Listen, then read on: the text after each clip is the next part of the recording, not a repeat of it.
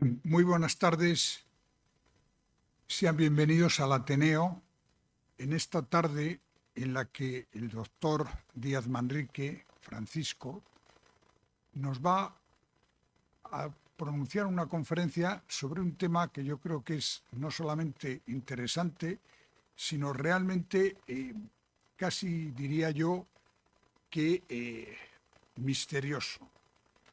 Y es la posible o no enfermedad que pudo tener un personaje ficticio como es Don Quijote de la Mancha, pero que realmente Cervantes le dibujó tan bien que yo creo que parecía totalmente humano y que por tanto como humano tenía también sus desviaciones, sus virtudes y sus inconvenientes. Pero está con nosotros el doctor Francisco Díez Manrique,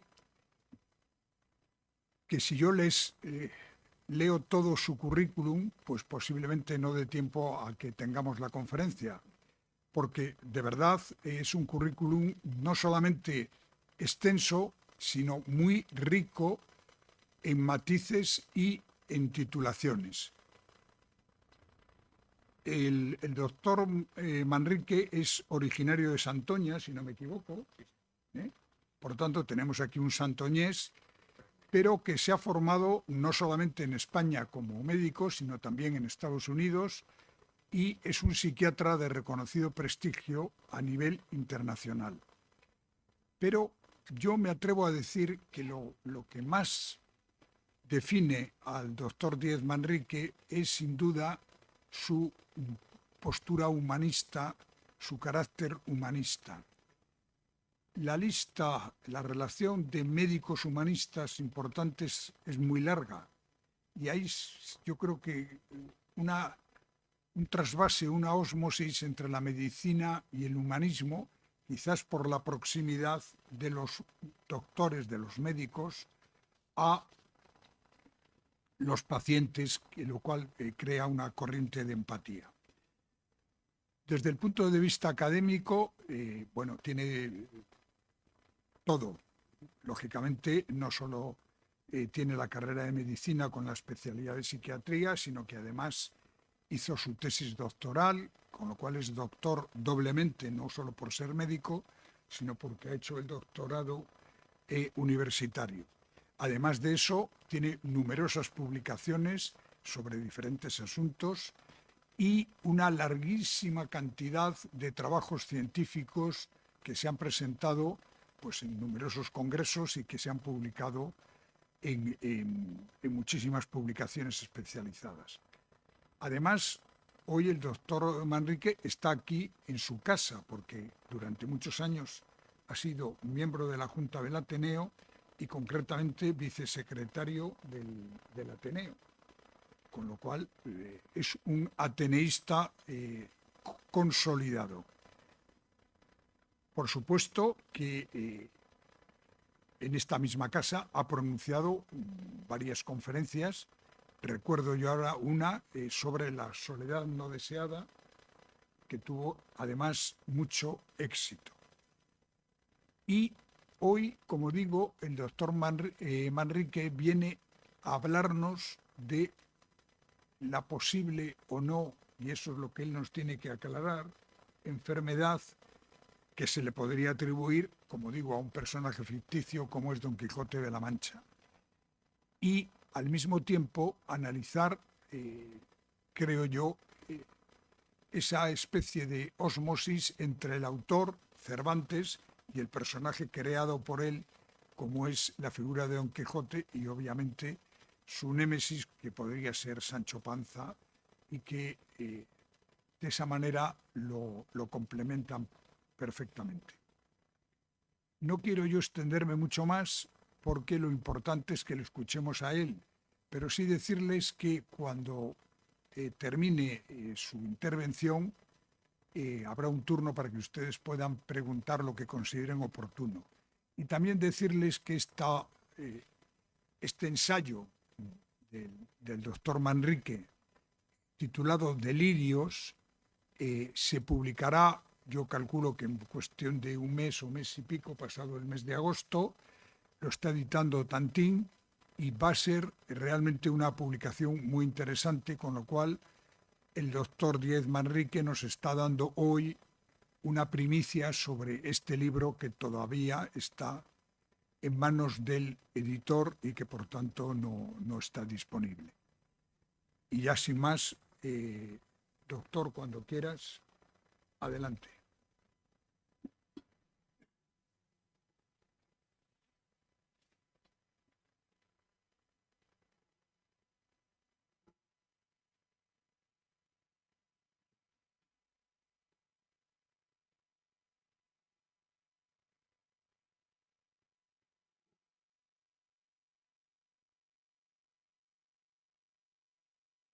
Bien, buenas tardes. Yo creo que se han equivocado, veo demasiada gente, hace malo.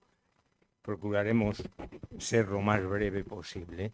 Yo me siento agradecido y contento de estar aquí, que efectivamente es mi casa, pero no por méritos propios. Es decir, yo entré aquí por puro nepotismo.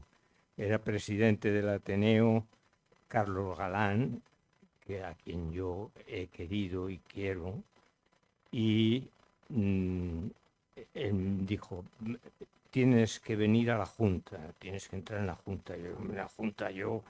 Y me buscó un hueco de vicesecretario que no hacía falta en absoluto para estar en la Junta. Estuve en la Junta hasta el nombramiento de Castañeda y luego, hombre, me pareció imprudente continuar de pegote en un sitio donde no había sido elegido.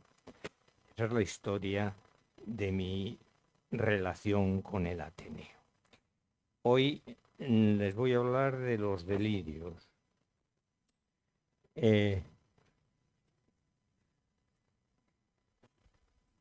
Cada uno en esta vida tiene sus manías y yo desde el punto de vista profesional siempre he tenido manía con dedicarme a los delirios.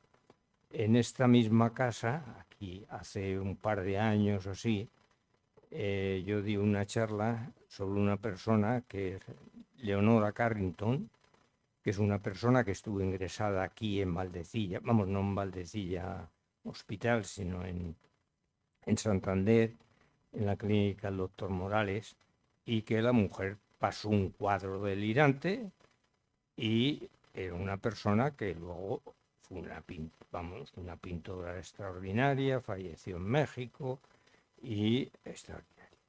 En esta misma casa yo creo que también hablé de otro personaje, otro delirante, que fue Valerio del Bierzo. Valerio del Bierzo es una persona del siglo VIII que vivió en los Montes de León y padeció también un cuadro de tipo delirante. Bien, el delirio se ha considerado, les voy a poner unas transparencias con algún dibujo, pocos. Este es de Pedro Sobrado, hombre generoso y amigo, y el libro tiene alguna iluminación también de Pedro. Digo que el delirio ha sido considerado el paradigma de la locura. Cuando alguien quería definir que era un loco, pues era aquel señor que estaba generalmente en manicomio diciendo unas cosas rarísimas que a los demás le costaba entender. Yo pienso que el delirio es simplemente una materialización de las fantasías que todos tenemos. Todos hemos tenido fantasías en nuestra infancia con yo no sé si a ustedes les habrá pasado, pero a mí me pasaba, que tenía, vivía presagios de cosas que iban a suceder. Si con un sentido de ser poderoso, es decir, si soy capaz de llegar de aquí a donde está el coche amarillo, pues apruebo. Luego no aprobaba, eso también es verdad, pero bueno, pero tú hacías ese esfuerzo por llegar al coche amarillo y estabas convencido de que aquello tenía una relación con el aprobado o el suspenso. Como eran casi siempre suspensos, yo no se me materializó el delirio de poder, pero bueno, por ahí se empieza. Eh, la definición del delirio eh, más correcta es la de Jasper. Jasper fue un psiquiatra alemán. La psiquiatría ha tenido en España una época que fue alemana, cuando Alemania era Alemania. En este momento la psiquiatría es americana, porque ha habido América. No sé si lo seguirá viendo de ahora en adelante, pero vamos, hasta ahora la ha habido. Y entonces nos hemos pegado a la psiquiatría americana. Pues Jasper decía que el delirio es una creencia falsa, no contrastada por la realidad exterior. O sea, tú crees algo y por mucho que desde fuera te lleguen datos para decir esto no puede ser, tú sigues con la creencia. Está basado en inferencias incorrectas y mantenido a pesar de las evidencias externas.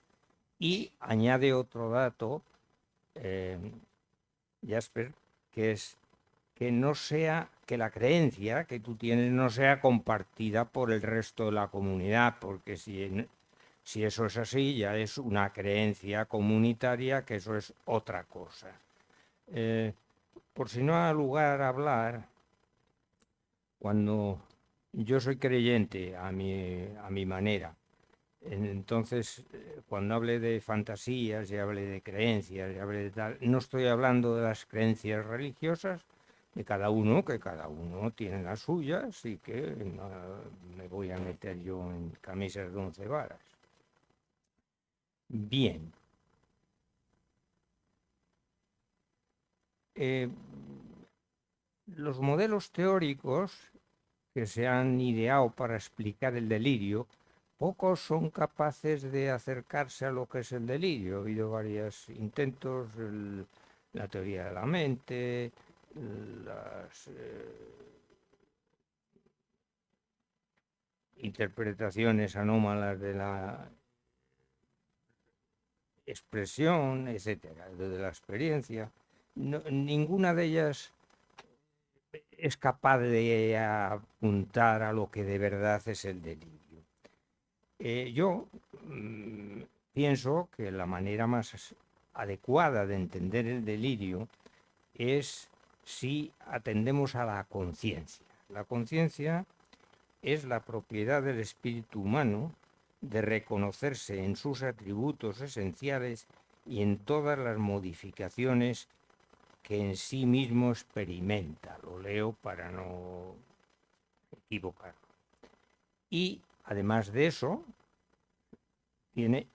es la conciencia, es el conocimiento reflexivo de las cosas. Entonces, la conciencia nos informa de nuestro yo y nos informa del mundo.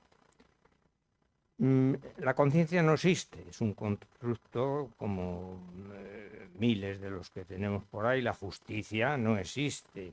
Entonces buscamos términos para definir cosas que efectivamente tienen una constancia, que conocemos sus consecuencias, pero que no tienen una aprehensión material. Entonces, la conciencia se alimenta de ideas y de creencias. Las ideas son aquellas cosas que nosotros elaboramos, y las creencias son las cosas que nos vienen desde fuera. Ortega y Gasset definía muy bien estas cosas y entendía que las creencias nos sostienen, las ideas las sostenemos, desde la música a las creaciones poéticas, a los tratados de filosofía, o tal, eso lo sostenemos nosotros. Sin embargo, las creencias nos sostienen. Bien, esto sería la conciencia. Pero claro, hay otras conciencias. La conciencia mística, la conciencia hipnótica, cuando uno está hipnotizado tiene una conciencia, pero es distinta de la conciencia que tenemos despiertos. La conciencia creativa, cuando alguien es capaz de crear de verdad cosas, hay un momento en el estrés creador que uno pierde la noción de sí y de las cosas y entonces produce. Y cuando termina y ve el cuadro o ve lo que ha escrito, se queda perplejo de lo que ha sido capaz de hacer. ¿Por qué? Porque no ha habido una postura consciente de creación, sino que le ha venido del interior. Los psiquiatras se dieron cuenta que efectivamente el delirante, antes de entrar en el cuadro delirante, tenía una cosa que era un cambio, y un cambio en su ser, un cambio en toda su temática de ideas. Y se produce un estado, lo que se denominaba trema, que es cuando uno va a entrar en el delirio, que precede al delirio. Bien. Los delirios se han descrito. Los propios psiquiatras y los psicólogos se han preocupado de describir lo que producen los delirantes. Y se han adscrito a la patología. Es decir, el delirio es la patología. Son patológicos. Entonces, se han incluido en cuadros clínicos. En mis tiempos se hablaba de cuadros delirantes crónicos, se hablaba de muchas cosas. Y ahora hay dos clasificaciones psiquiátricas. La DSM, que es la americana, y la CIE, que es la europea. Entonces, para la CIE, para la DSM,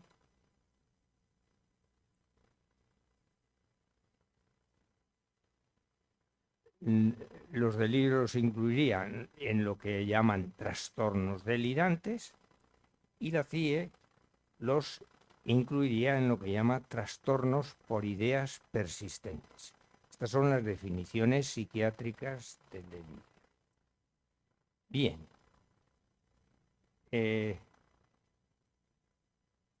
Buscando descripciones delirantes, yo creo que hay una que supera a todas, que es el Quijote. Quijote es un personaje que delira y el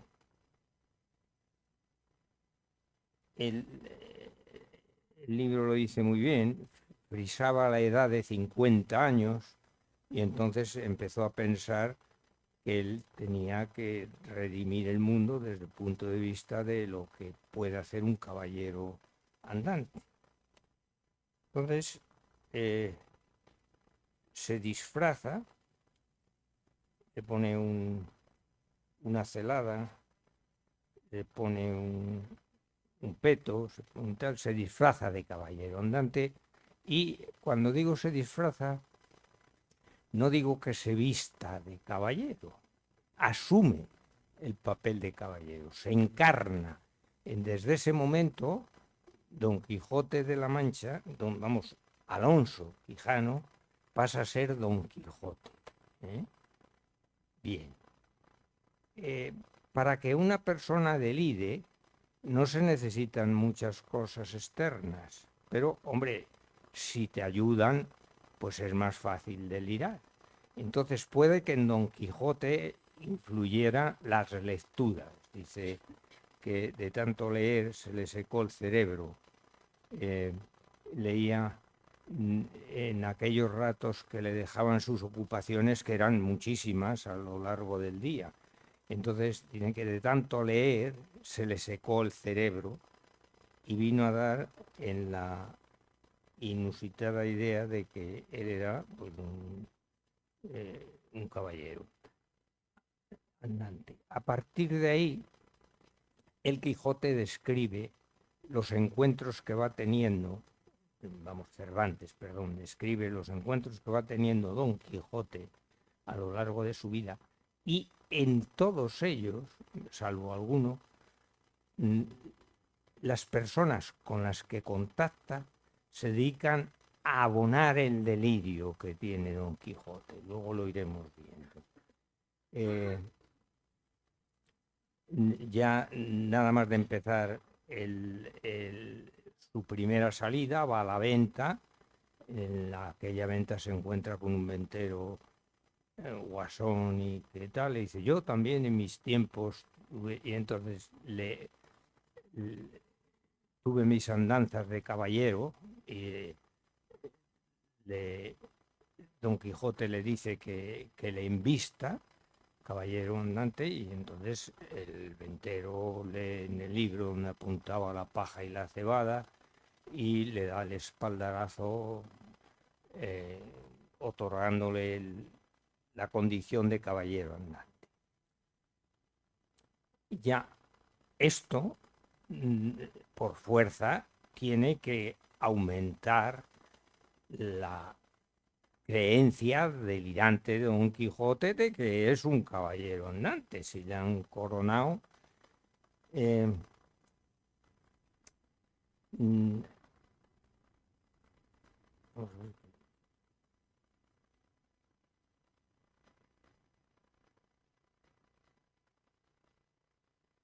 bien.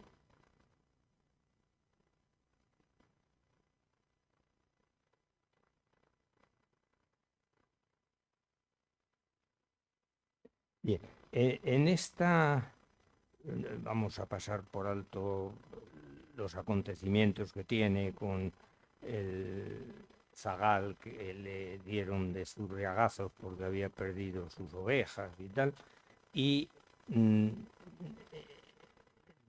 se topa con unos mercaderes toledanos que iban a por seda a Murcia y lo de siempre, pues él piensa que llevan presa una dama en las angarillas que llevaban o el carricoche que llevaban y entonces se enfrenta con ellos y como siempre pues sale mal parado, claro, eran más y más fuertes, ya lo decía el refrán, vinieron los sarracenos y nos molieron a palos porque Dios ayuda a los malos cuando son más que los buenos. Entonces los malos siempre eran más y Don Quijote era solo con Sancho, que tampoco le ayudaba mucho. Bien, entonces le dejan maltrecho, malherido, casi medio muerto, y allí se lo encuentra Pedro Alonso. Es la primera persona y casi la única en toda la obra que enfrenta a Don Quijote con la realidad. Está allí medio moribundo, le quita la celada y entonces le dice, esto que me ha pasado es porque yo soy primo, sobrino del marqués de Mantua y tal, y entonces Pedro Alonso, que era un vecino de Don Quijote, de Alonso Quijano, le dice, ni tú eres sobrino del marqués de Mantua, ni yo soy el Abencerrá de no sé dónde. Tú eres Alonso Quijano y yo soy Pedro Alonso, tu vecino. Entonces Don Quijote le dice, yo sé quién soy. ¿eh? Y puedo ser el que digo, y puedo ser hasta los 4 pares de Francia. Entonces, el delirante no atiende a las razones externas, está en posesión de la verdad. Bien.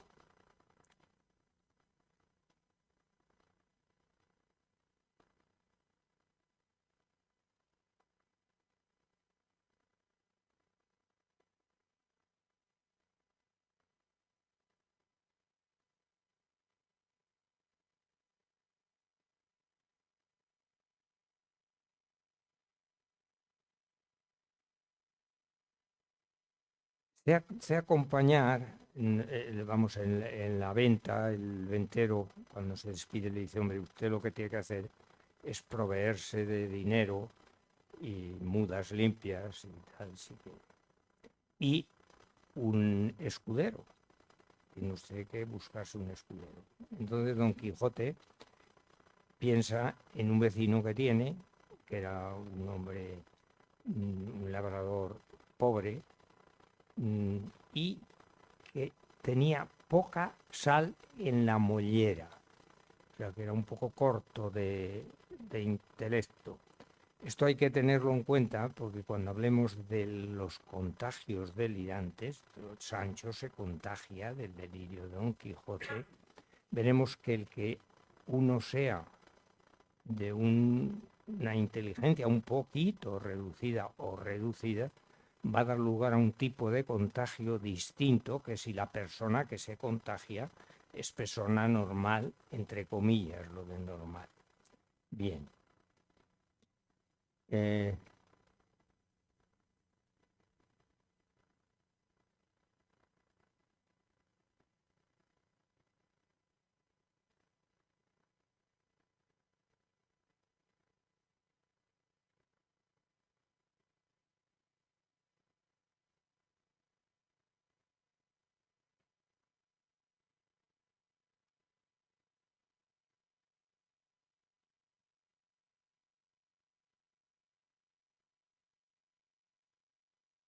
bien.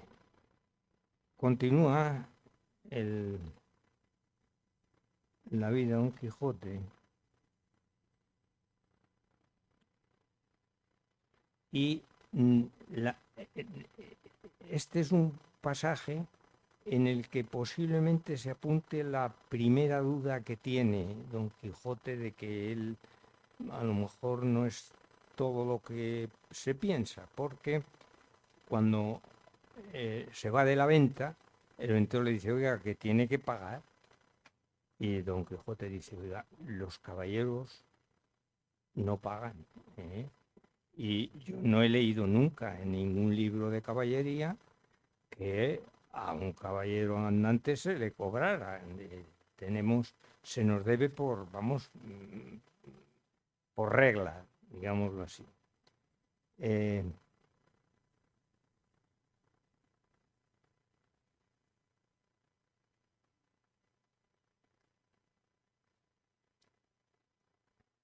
Vamos a seguir. Siguen todas las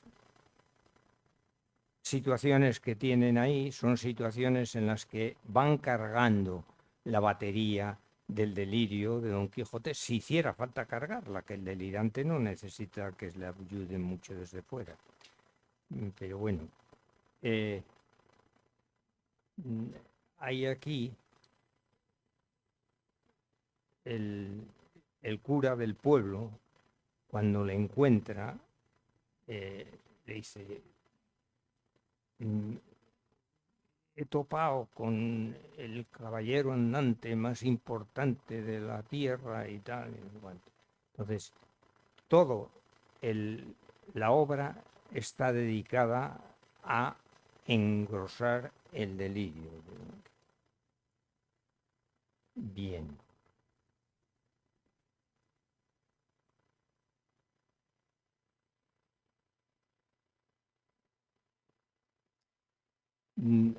Sancho se contagia del delirio, luego hablaremos del delirio contagiado. Y es un contagio en el que a veces, hombre, tiene sus dudas. Y entonces, cuando tiene dudas serias, intenta convencer a Don Quijote de que aquello que él piensa puede no ser como lo piensa. Entonces, eh, eh, a Don Quijote, disfrazados de fantoches, le meten en un carro de bueyes, en una jaula, para llevarle al pueblo. Y cuando está allí, porque le dicen que está encantado, cuando está allí, le dice Sancho: oye, Sancho, eh, los fantoches, los fantasmas, eh, que estamos encantados, tenemos necesidades de tipo corporal. Y dice Sancho: hombre, claro, sí, los fantasmas no, pero las personas reales sí. Y entonces dice Don Quijote, dice, pues tráeme muda porque yo creo que estoy un poco pasado, ¿eh? Entonces, sin embargo, cuando Sancho le dice: ve usted cómo ves, como no son reales las fantasías que tienes. Y dice: bueno, hombre, a lo mejor han cambiado las normas de los encantamientos, ¿eh? Antes no tenían necesidades fisiológicas ni comían, pero a lo mejor ahora han cambiado. Entonces, o sea que Don Quijote tiene siempre salida para todo. Bien,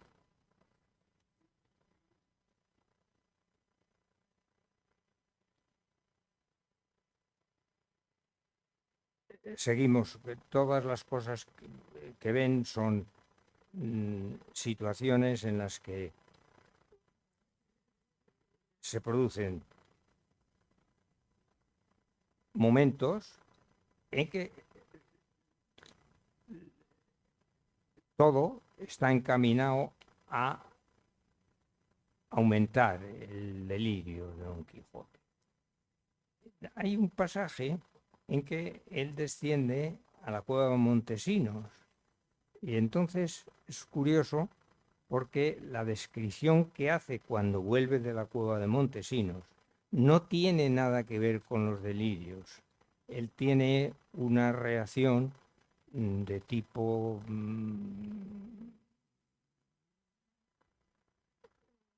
hipnógena, medio sueños, y no tiene nada que ver con las realidades. Y él lo define, vamos, lo describe muy bien, lo separa muy bien de lo que son sus realidades, entre comillas. Bien. De aquí, y ya terminamos con el Quijote, topan con los duques le hacen auténticas barrabasadas, entre otras montarle en el caballo de madera, y después de ser maltratado por los duques y sus vasallos, el hombre decide ir a Barcelona.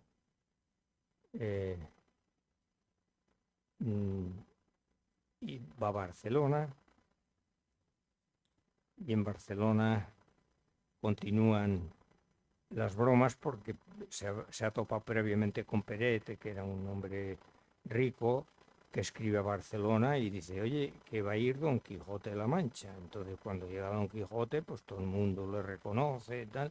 Por si no fuera suficiente, le montan en un mulo, le ponen un cartel detrás que pone Don Quijote de la Mancha, y entonces, claro, pues todo el mundo: el Quijote, Don Quijote, Don Quijote. Y como en el cuento de Anderson había un niño que dijo: el rey está desnudo, aquí como no había niños, pues no, nadie le fue a la contra de lo que había.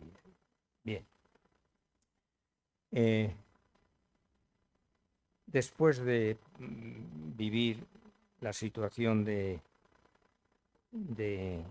Barcelona, en la que aumentan también el delirio porque el capitán de galeras que está fondeado en el puerto le dice que hombre, que se siente muy dichoso de ser visitado por el mayor caballero andante que ha habido en el mundo, etcétera, etcétera. Después de eso, digo, ya retorna a la aldea. ¿Y qué pasa al retornar a la aldea? Pues hombre, él se siente quebrantado, se mete en cama. La intención que llevaba era de hacer una vida bucólica, dedicarse al cuidado de pastoreo y tal, y no sé qué. Pero llega cansadísimo, le reciben el ama y la sobrina, se encama, tiene un cuadro febril y cuando se despierta curado, desaparece el delirio. Bien, hombre, esto puede extrañar, pero en 1857 a 1940 vivió una persona, Van Jauregg, que fue además premio Nobel en medicina, que inventó la pirototerapia, que es cuando un señor tiene ideas delirantes, vamos, se usó sobre todo en personas con PGP, parálisis general progresiva, que tenían sus delirios. Entonces se les provoca un cuadro febril y con el cuadro febril se cura. Claro, a ustedes les puede extrañar esto y les puede resultar duro, pero si tienen curiosidad, léanse La historia de la locura de Foucault. Foucault es un escritor que tiene un libro que se llama La historia de la locura y describe las barrabasadas que se le hacían a los pobres enfermos psiquiátricos.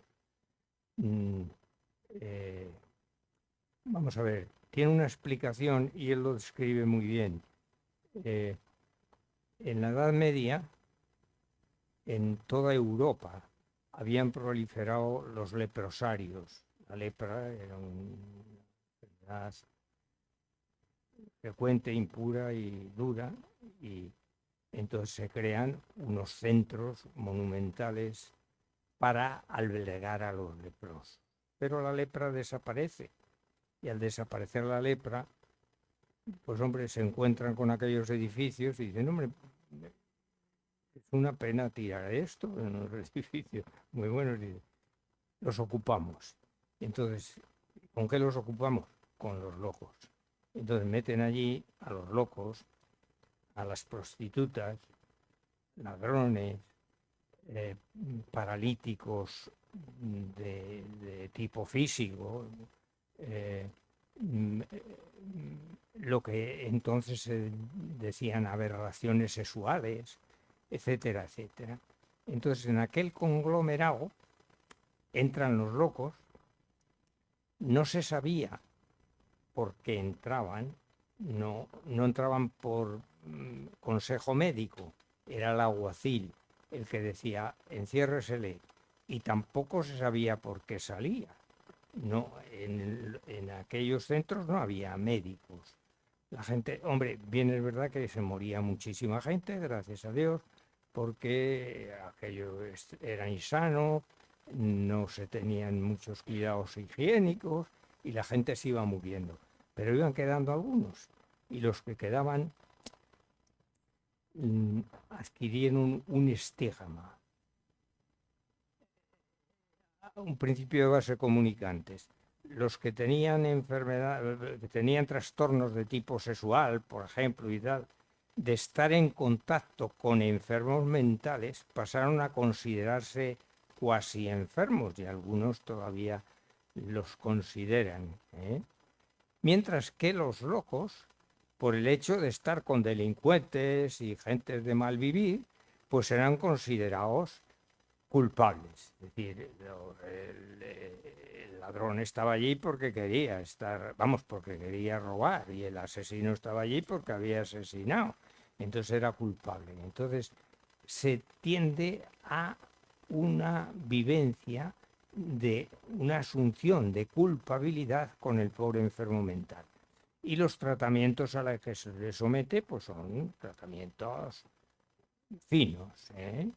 El castigo, una cosa que cura mucho, dietas de hambre curan muchísimo, amenazas con un hierro candente, unos aparatos parecidos a los que meten ahora a los astronautas para la ingravidez. Pues había unos aparatos que te metían allí y te daban vueltas, vueltas, vueltas, vueltas, y los que no se morían, pues tampoco se curaban, pero bueno, salían, supongo yo que saldrían perplejos, y entonces, claro, nos extraña y nos duele si de verdad lo consideramos, pero piensen que es que no había nada.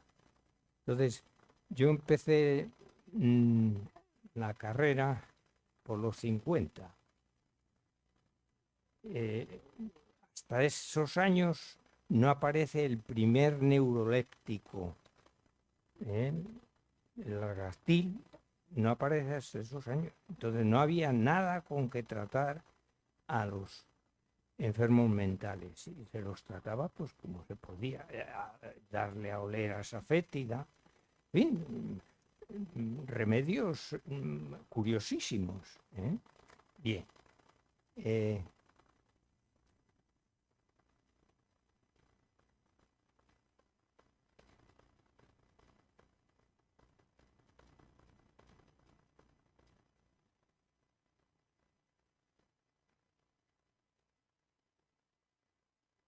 Bien. Hemos hablado del delirio de Don Quijote, pero el delirio de Don Quijote se contagia. Sancho le dice, vente conmigo, que yo te conquistaré una ínsula y tú serás, vamos, rey o gobernador de la ínsula que yo te daré, no te preocupes. Entonces, Sancho termina asumiendo que efectivamente Don Quijote es un caballero andante que le va a conseguir la gobernación de una ínsula, y admite y se contagia de su delirio.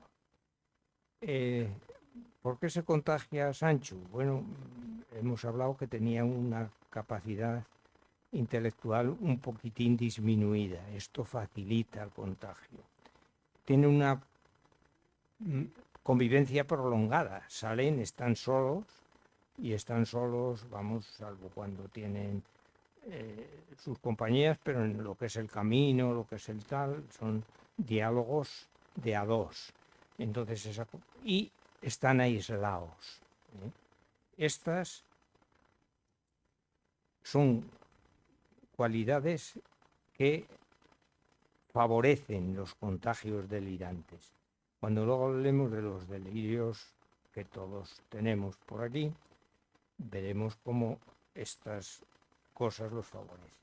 Bien, en los contagios delirantes se describen cuadros clínicos.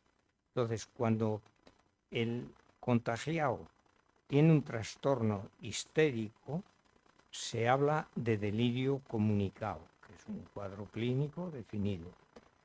Sancho no tenía elementos histéricos de ningún tipo.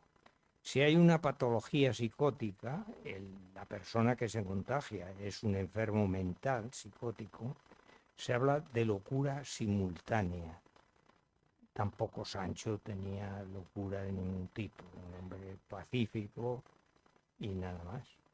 Entonces, lo que hace Sancho es lo que se denomina en clínica delirio inducido. Bien. Los delirios son cuadros que se pueden dividir en dos clases. Lo que son delirios mayores, que son los que estamos estudiando, el Don Quijote, y lo que son delirios menores. El enamoramiento es un delirio, los celos son delirios menores. El enamoramiento es un delirio, se le cambia la conciencia y empieza a ver cosas que no están en donde él mira, pero están, él las ve. Bien. Las temáticas delirantes proceden de un inconsciente de tipo personal. Cuando nosotros nos adentramos en nuestro yo íntimo, nos van apareciendo cosas ahí raras que forman parte de nuestro inconsciente. Pero de vez en cuando nos tropezamos con cosas que dice yo, a mí esto no se me ha ocurrido nunca. Son cosas que pertenecen a lo que se llama el inconsciente colectivo. Esto es un término que acuñó Jung, en que decía que poco a poco nos íbamos transmitiendo, igual que nos transmitimos cosas de tipo normal e hereditarias, pues que nos transmitíamos también problemas delirantes. Bien. En estos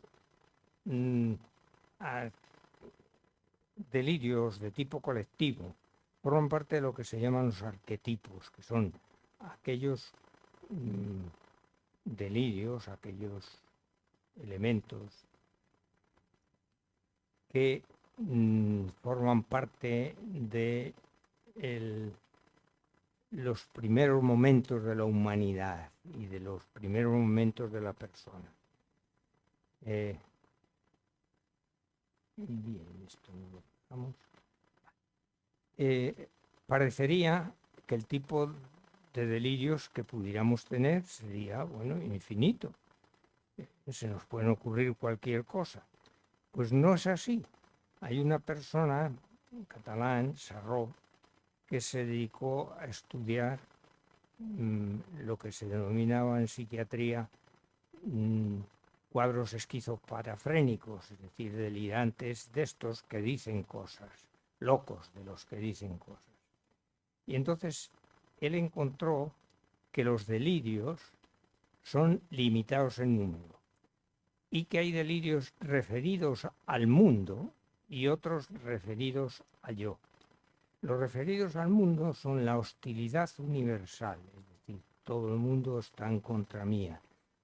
Estas personas que están metiendo ahora en la cárcel y que dicen que todo el mundo... No son delirantes, son gente que los han metido en la cárcel y que creen tener razón de que tienen enemigos y a lo mejor los tienen por todos lados. El fin del mundo. El fin del mundo es un delirio que hay muchísimas gentes que saben cuándo se va a acabar y todo. Deformación del espacio y el tiempo. Esto de que las cosas cambien. Los seres fantásticos. Y la transformación de signos en símbolos. De una cosa ahí, un cuadrado, y decir eso quiere decir, entonces te creas un mundo. Bien. Esos son los referidos al mundo. Y hay otros delirios que se refieren al yo, al uno mismo. Los delirios son la mesianidad, creerse que tú eres, bueno, lo más importante que hay en el mundo. El Quijote tiene un componente mesiánico. Sacralización de la historia personal. No llega a la mesianidad, pero es la creencia de que tú procedes de unos padres que no son los que tú has visto cuando ya empezaste a ver en la cuna, sino que, bueno, que son... De niños es frecuente, estas vivencias son frecuentes, ¿eh? La muerte reversible, gente que creen que vamos a ir y que vamos a volver aquí en... pluralidad y diacrónica y sincrónica de egos, estar en varios sitios a la vez. Esto ha habido, la monja de Ágreda era, ¿no? La monja azul estaba en Ágreda escribiendo cartas al rey porque era consejera áulica y al mismo tiempo estaba predicando en Hispanoamérica, ¿eh? O sea que no, quiero decir, cosas de estas las hay. Metamorfosis de la corporeidad, cambiarnos el cuerpo. Y existe un delirio que participa de la conciencia del yo y la conciencia del mundo. El etnogeocentrismo es la creencia firme, vamos, como toda creencia, de que el lugar en el que hemos nacido es un lugar, vamos, privilegiado del universo y todos los que hemos nacido en ese lugar somos seres privilegiados. Esto, y vamos, y claro, por defender ese lugar y esas creencias uno puede dar la vida. En lo que sea dar la vida ni tan mal, vamos, morir por las creencias me parece muy bien. Pero claro, el problema es si uno dice vivir y matar por ello, ahí ya empezamos mal. Bueno, el etnogeocentrismo se contagia. Contagia, vamos,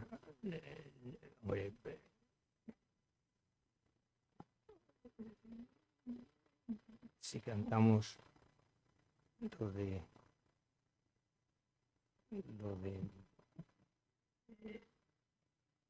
volar y la Cantabria infinita y tal y no sé qué, pues hombre, eso crea un... los hay peores, ¿eh? Porque vamos a ver, nosotros podemos presumir de hidalgos, ¿eh? Porque no hay vino malo, ni amor mudo, ni montañés sin escudo. O sea que porque si otros se creen dioses y tal, ¿por qué no nos vamos a creer nosotros? Bien. Es peligroso, ¿eh? El delirio etnogeocentrista es muy peligroso y se contagia como se puede ver. Bien. Dependiendo de los delirios que cada uno de nosotros tenemos, y todos los tenemos, nuestras creencias, nos adaptamos al mundo. Y nos adaptamos al mundo de tres formas distintas. Una, con una postura sumisa. Sí,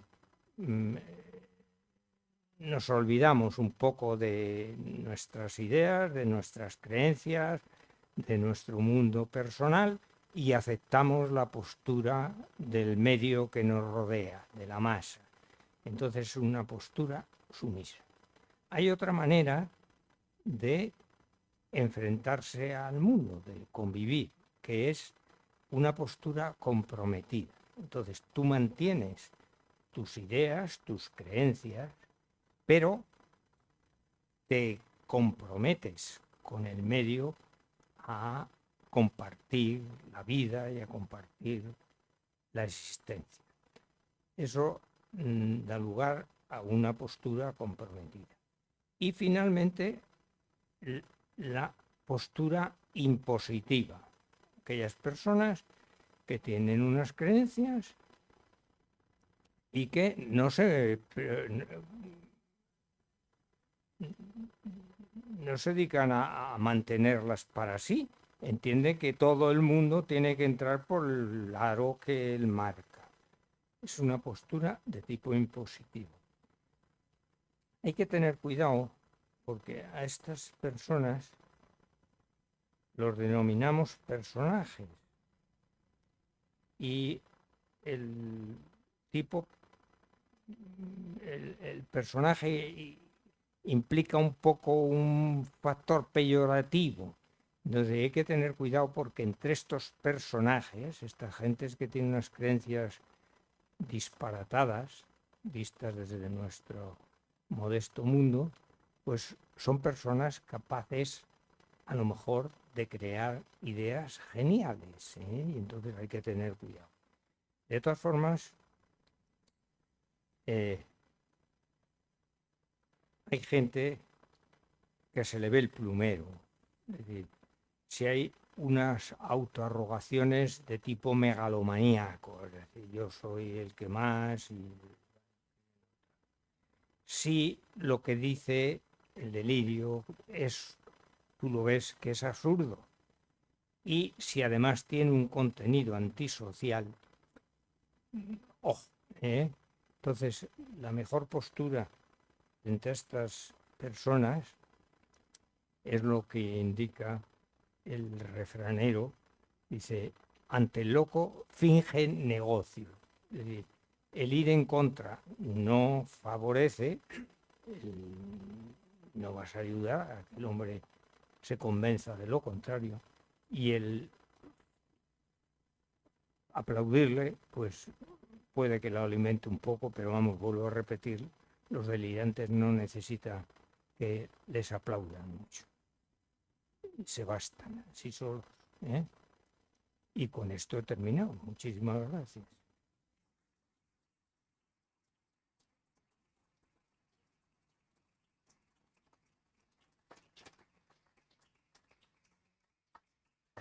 Muy largo, ¿eh?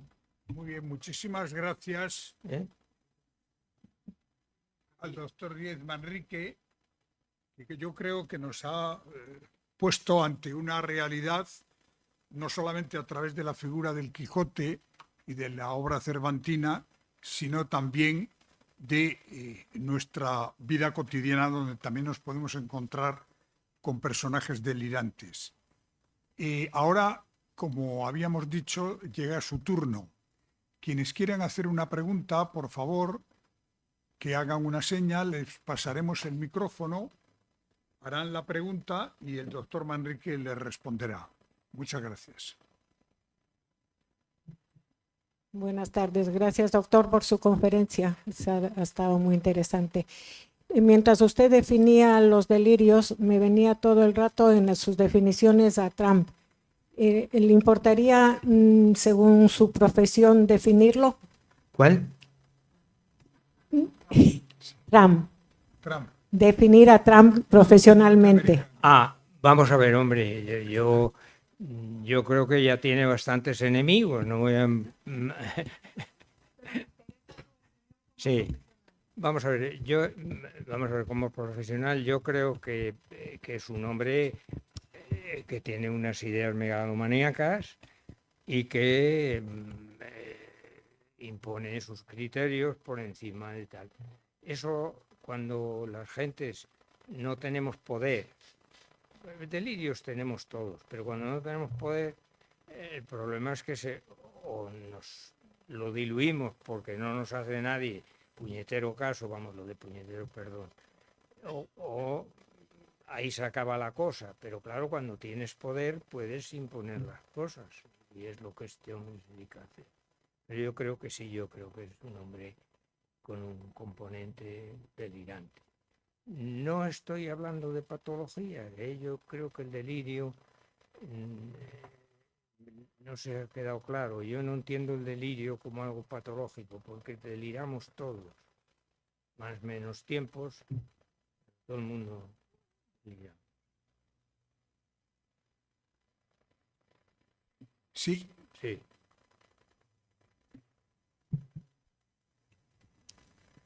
Ya, como siempre pregunto, pero no es que en este caso tengo una pregunta por una vivencia muy personal. Año 1963, en Perú, en una gran obra hidroeléctrica, en la cual yo era el jefe en aquellos momentos, llevamos muchos técnicos de España, entre ellos uno de Galicia, que se llamaba Jesús Quiroga. Estaba de jefe de un departamento y celebró su cumpleaños. Y mi hermano estaba de ayudante de él. Total, celebraron el cumpleaños y bebieron después y le dio algo tan fuerte que no nos dio tiempo ni a bajar la lima. Estábamos cerca de 4.000 metros de altura, aunque teníamos practicante, teníamos todo, pero no hubo. Y el diagnóstico final que dieron, que era delirium tremens. Y yo quería preguntarle, ese tipo de delirio encaja muy bien, yo creo que en lo absurdo del delirio, pero con la primera cosa, autorogaciones. Yo creo que encaja más porque el personaje era una persona muy despierta, tremendamente inteligente, y yo creo que se pasó de bebida y le dio lo que, pues, así murió. Después trajimos el cadáver para aquí, para España, dieron el delirium tremens. Entonces, quiero comparar yo ese delirio de esa persona con la del Quijote, que era más soñadora, como más creadora, o sea, y sin agresividad. O sea, son dos patologías completamente distintas, pero que muy interesantes. Muchas gracias. Esa es mi pregunta. Vamos a ver, el delirium tremens pertenece a otro tipo de delirios. Son delirios de tipo orgánico. Entonces, hay una alteración de tipo cerebral, en el caso del delirium tremens, por consumo de alcohol, y generalmente son cuadros delirantes, más oníricos, más confusos, no tienen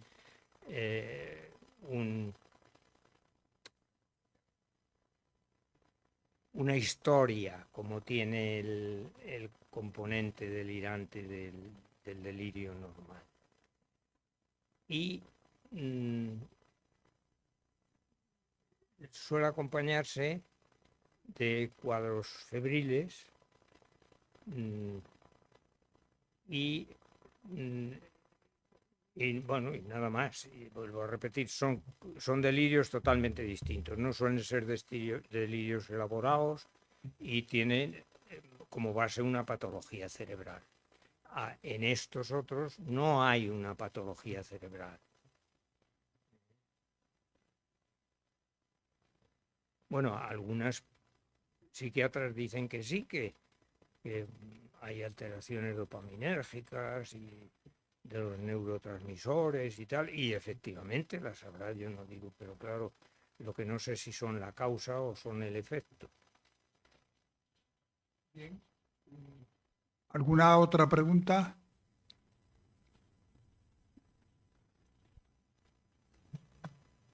Sí, bueno, enhorabuena, mi querido amigo.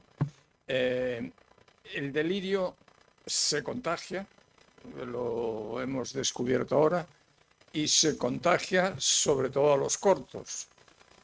El egocentrismo se contagia también, pero también es solo a los cortos o a todos los demás, porque explicaría muchas de las sinrazones de la historia, ¿no? Gente delirante que arrastró gente que deliró a su lado, con ejemplos que todavía hoy podemos ver, y muchas otras las vimos pasar. Pero eso de que el delirio sea contagioso, ¿es solo a los cortos o también hay excepciones? El delirio se contagia siempre que haya un clima que lo favorezca. Entonces, las sectas, por ejemplo, tienes un grupo aislado que tiene una comunicación interna, que tiene un líder, que tienen muchas veces incluso un idioma propio, o por lo menos una jerga, y que encima ya no te digo, si tienen un credo, pues claro, pues ¿qué vas a hacer? Y si hay poder, mucho más. Los delirios se contagian. El enogeocentrismo, es decir, el creer que mi tierra es la mejor del mundo y que yo soy un ser privilegiado, pues es un delirio y eso tiene un contagio total.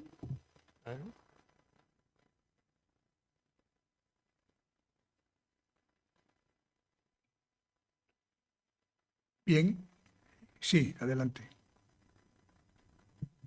Doctor, usted ha dicho que en el caso de Trump no es patológico. ¿En qué instante se convierte en patológico? Porque los resultados pueden ser catastróficos. Vamos.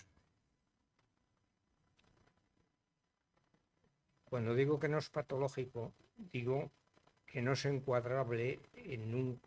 Vamos, se puede encuadrar en un esquema clínico, y hay mucha gente que un trastorno de personalidad y posiblemente encajaría, no lo sé.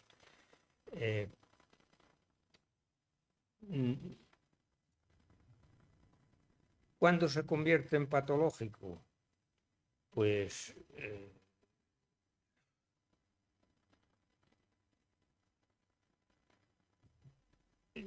hombre, si no hace más que hablar de esas cosas y actúa, yo creo que sigue siendo un delirante, pero yo no diría que es patológico, en el sentido psiquiátrico del término. Esto es una idea mía. Posiblemente, vamos, yo he leído muchas cosas y ustedes también, en que a este hombre le incluyen en un trastorno de la personalidad. Entonces, los trastornos de la personalidad es un cuadro. Vamos a ver, es que la psiquiatría antiguamente era más dura y teníamos que ajustarnos a textos y a autores y a tal. Ahora la psiquiatría se basa en la epidemiología psiquiátrica y las enfermedades las definimos no por problemas de tipo clínico e interno del cuadro, sino hay un equipo de doctos, de sabios, que dicen, vamos a ver, un señor que piensa esto y que además tiene esto, ¿cómo lo llamamos? Esquizofrenia. Y entonces definen la esquizofrenia. Entonces, todo cuadro que sea A, B y C, esquizofrenia. Yo tengo mis dudas de que eso pueda ser así. Entonces, los trastornos de personalidad son unos trastornos graves de las personas, pues son incluidos en eso, en un cuadro clínico que se denominan así, trastornos de personalidad. Y vamos, y este hombre puede ser un trastorno de personalidad en el sentido psiquiátrico si admitimos eso, ¿de acuerdo? Bien, pues si no hay más preguntas, procede que despidamos al doctor Díez Manrique con un muy fuerte aplauso. Muy bien, ¿eh?